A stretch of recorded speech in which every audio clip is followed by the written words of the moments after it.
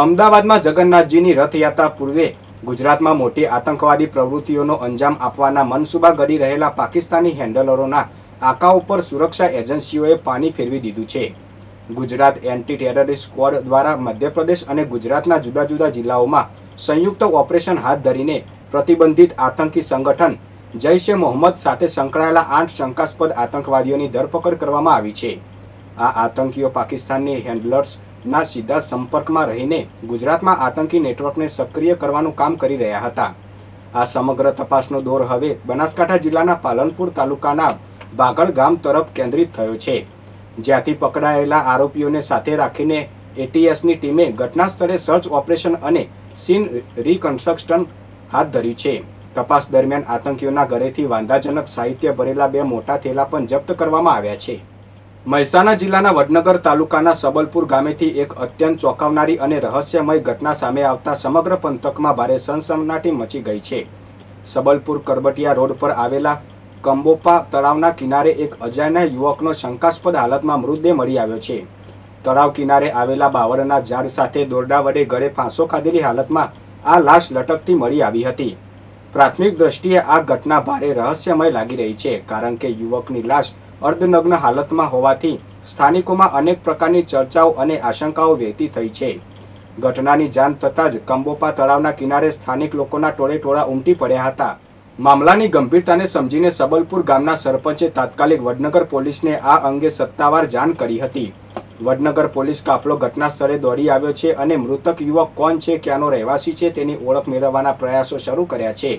આ ઘટના સુસાઇડ છે કે પછી તેની હત્યા કરીને લાશને લટકાવી દેવામાં આવી છે તે દિશામાં પોલીસે ઊંડાણપૂર્વક તપાસ શરૂ કરી છે. પોલીસના સત્તાવાર પોસ્ટમોર્ટમ રિપોર્ટ બાદ જ આ મોત પાછળનું સાચું રહસ્ય બહાર આવશે. ઊંઝા શહેરના રામનગર રેસિડેન્સી પાછળ આવેલા ઐતિહાસિક ચેબલી તળાવમાં એકાએક મોટી સંખ્યામાં માછલીઓના રહસ્યમય મોત થતાં સમગ્ર પંથકમાં ચકચાર મચી ગઈ છે.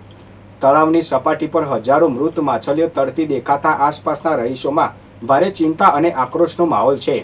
સ્થાનિકો દ્વારા આશંકા વ્યક્ત કરવામાં આવી રહી છે કે નજીકની કોઈ ફેક્ટરી દ્વારા રાતોરાત કેમિકલયુક્ત ઝેરી પાણી તળાવમાં છોડવામાં આવ્યું છે, જેના કારણે આ જળચર જીવોનો શોધ વળી ગયો છે.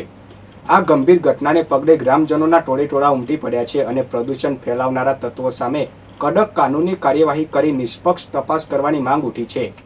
મહેસાણાના દેદિયાસન GIDC 2માં ગોડાઉન બહાર પાર્ક કરેલી એક સ્વિફ્ટ ડિઝાયર કારને સોમનાથ ટ્રાન્સપોર્ટની બેફામ સ્પીડે આવતી ટ્રકે પાછળથી જોરદાર ટક્કર મારી હતી. આ અકસ્માતમાં કાર 20 ફૂટ જેટલી ઘસડાતા આશરે ₹2 લાખનું ભારે નુકસાન થયું છે. અકસ્માત સર્જી ટ્રક ચાલક ફરાર થઈ ગયો છે. વેપારી જીતેન્દ્ર કુમાર શાહની ફરિયાદના આધારે મહેસાણા તાલુકા પોલીસે ગુનો નોંધી તપાસ હાથ ધરી છે. મહેસાણામાં પડી રહેલા ભારે વરસાદ દરમિયાન પટાવાળાની ચાલી પાસે કેટલાક બાળકો વરસાદમાં નાહી રહ્યા હતા. આ દરમિયાન ત્યાંથી પસાર થઈ રહેલા 6 વર્ષના માસૂમ રુદ્ર પર કબ્રસ્તાનની જર્જરિત દિવાલ અચાનક ધડાકાભેર ધરાશાયી થઈ હતી.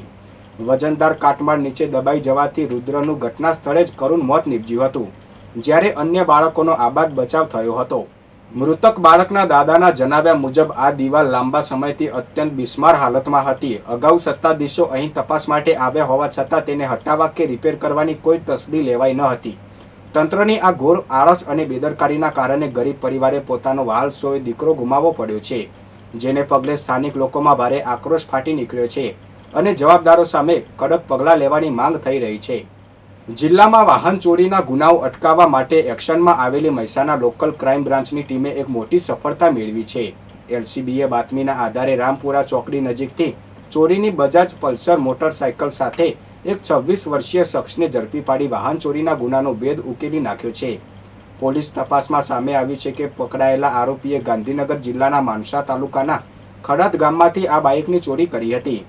પોલીસે ₹40,000ની કિંમતનું બાઇક કબજે કરી આરોપી વિરુદ્ધ કાયદેસરની કાર્યવાહી હાથ ધરી છે.